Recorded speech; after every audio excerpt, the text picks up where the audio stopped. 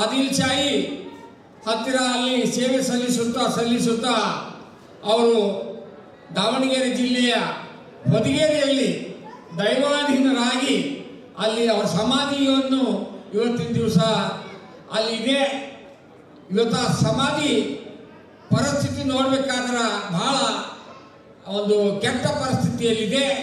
ಇವತ್ತಿನ ದಿವಸ ನಾನು ಜಿಲ್ಲಾಧಿಕಾರಿಗಳ ಪರವಾಗಿ ಆಗಮಿಸಿದಂಥ ಅಧಿಕಾರಿಗಳಲ್ಲಿ ಕಳಕಳಿ ವಿನಂತಿ ಮಾಡ್ತಾ ಇದ್ದೇನೆ. ಇವತ್ತು ನಮ್ಮ ಸಮಾಜದ ಒಂದು ಬೇಡಿಕೆ ಏನಿದೆ, ಹೊದಿಗೆರೆಯಲ್ಲಿರುವ ಛತ್ರಪತಿ ಶಿವಾಜಿ ಮಹಾರಾಜರ ಒಂದು ಸ್ಮಾರಕ ಏನು ಸಮಾಧಿ ಏನಿದೆ ಅದನ್ನು ಒಂದು ಪ್ರೇಕ್ಷಣೀಯ ಸ್ಥಳವಾಗಿ ಮಾಡಬೇಕು. ಅದಕ್ಕೆ ಕೇಂದ್ರ ಸರ್ಕಾರಕ್ಕೆ ಪ್ರಸ್ತಾವನೆ ಸಲ್ಲಿಸಬೇಕಂತೇಳಿ ನಾವು ಸಮಾಜದ ವತಿಯಿಂದ ಕೂಡ ತಮಗೆ ಬೇಡಿಕೆ ಕೊಡ್ತೇವೆ. ಅದರ ಪ್ರಯುಕ್ತ ತಾವು ಸಹಿತ ಇವತ್ತಿನ ದಿವಸ ನಮಗೆ ಆಶ್ವಾಸನೆ ಕೊಡಬೇಕಂತ ಹೇಳಿ ಕೇಳ್ಕೊಳ್ತಾ, ಇವತ್ತಿನ ದಿವಸ ಮಹಾಪೌರರು ಆಗಮಿಸಬೇಕಾಗಿತ್ತು, ಅವರು ಸಹಿತ ಕಾಣೆಯಾಗಿದ್ದಾರೆ. ಯಾಕಂದರೆ ನಾವು ಸುಮಾರು ಹೋದ ಛತ್ರಪತಿ ಶಿವಾಜಿ ಜಯಂತಿಯಂದು ನಾವು ಈ ಮಹಾನಗರ ಪಾಲಿಕೆಯ ಏನು ಗಾರ್ಡನ್ ಏನಿದೆ ಜಗಜೀವನ್ ರಾಮ್ ಮತ್ತು ಮಹಾತ್ಮ ಗಾಂಧಿ ಪಕ್ಕದಲ್ಲಿ ಛತ್ರಪತಿ ಶಿವಾಜಿ ಮಹಾರಾಜರ ಪುತ್ಥಳಿಯನ್ನು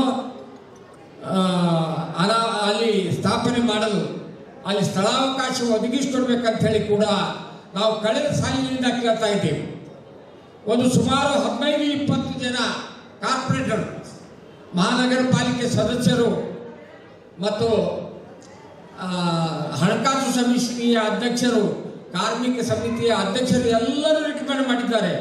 ವಿಶೇಷವಾಗಿ ನಮ್ಮ ಮುಸ್ಲಿಂ ಕಾರ್ಪೊರೇಟರ್ ಬಂಧುಗಳು ಸಹಿತ ಛತ್ರಪತಿ ಶಿವಾಜಿ ಮಹಾರಾಜರ ಮೂರ್ತಿ ಸ್ಥಾಪನೆ ಮಾಡೋದು ಇಲ್ಲಿ ಅವಶ್ಯಕತೆ ಇದೆ ಅಂತೇಳಿ ಅವರು ಸಹಿತ ಇವತ್ತಿನ ದಿವಸ ಶಿಫಾರಸು ಮಾಡಿದ್ದಾರೆ.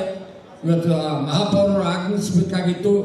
ಅವರು ನನ್ನ ಮುಂದೆ ಹೇಳಿದರು, ನಿಮ್ಮ ಛತ್ರಪತಿ ಶಿವಾಜಿ ಮಹಾರಾಜರ ನಿವೇಶನ ಆಗಿದೆ ಅಂತ ಹೇಳಿದ್ದಾರೆ. ಅದು ಎಲ್ಲಿ ಆಗಿದೆ ನಮಗಂತೂ ಇನ್ನೂ ಪೇಪರ್ ಕೊಟ್ಟಿಲ್ಲ.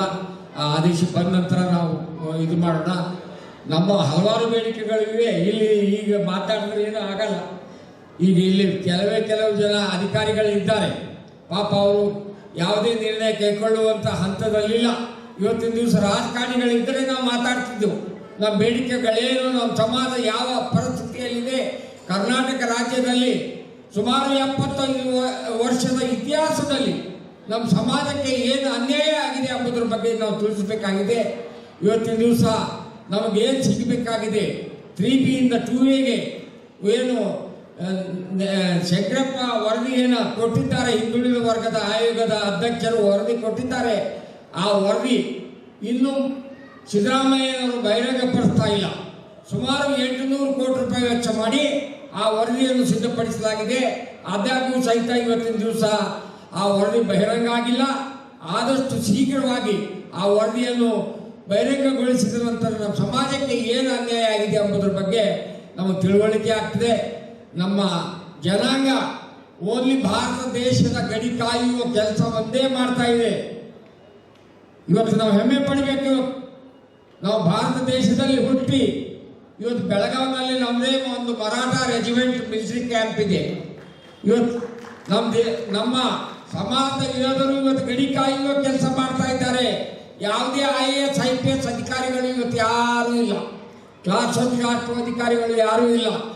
ಇಂಥ ಒಂದು ಪರಿಸ್ಥಿತಿಯಲ್ಲಿ ಅಪ್ಪಟ ಅಭಿಮಾನಿ ಬಂಧು ಭಗಿನಿಯರೇ, ಎಲ್ರಿಗೆ ಛತ್ರಪತಿ ಶಿವಾಜಿ ಮಹಾರಾಜರ ಜಯಂತಿಯ ಹಾರ್ದಿಕ ಶುಭಾಶಯಗಳನ್ನು ನಾನು ಕೋರುತ್ತೇನೆ.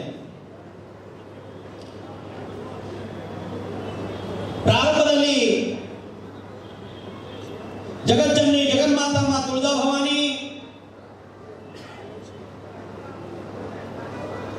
जगज्योति महात्मा बसवेश्वर, तथागत महात्मा गौतम बुद्ध, संविधान शिल्पी डॉक्टर बाबा साहेब अंबेडकर ಒಂದು ಮಹಾಪುರುಷರು ಈ ಭಾರತ ಬಿಟ್ಟು ಹೊರದೇಶದಲ್ಲಿಯೂ ಛತ್ರಪತಿ ಶಿವಾಜಿ ಮಹಾರಾಜರವರ ಪವಾಡವನ್ನು ಮಾಡಿದ್ದಾರೆ. ಅಲೋಕಶಾಹಿ ಅಣ್ಣಾಭಾऊ ಸಾಠೆ, ಪುಣ್ಯಶ್ಲೋಕ ಅಹಿಲ್ಯಮಯಿ ಹೋಳ್ಕರ್, ಧರ್ಮವೀರ ಸಂಭಾಜಿ ಮಹಾರಾಜ್ ಹಾಗೂ ಎಲ್ಲಕ್ಕಿಂತ ಮುಖ್ಯ ಅಂದ್ರೆ ಛತ್ರಪತಿ ಶಿವಾಜಿ ಮಹಾರಾಜರವರಿಗೆ ಜನ್ಮ ಕೊಟ್ಟಿರ್ತಕ್ಕಂಥ ಮಹಾತಾಯಿ ರಾಷ್ಟ್ರಮಾತಾ ರಾಜಮಾತಾ ಮಾ ಸಾಹೇಬ್ ಜಿಜಾವು ಅವರಿಗೆ ಹೃದಯ ಮಂದಿರದಲ್ಲಿ ನೆನೆಸುತ್ತಾ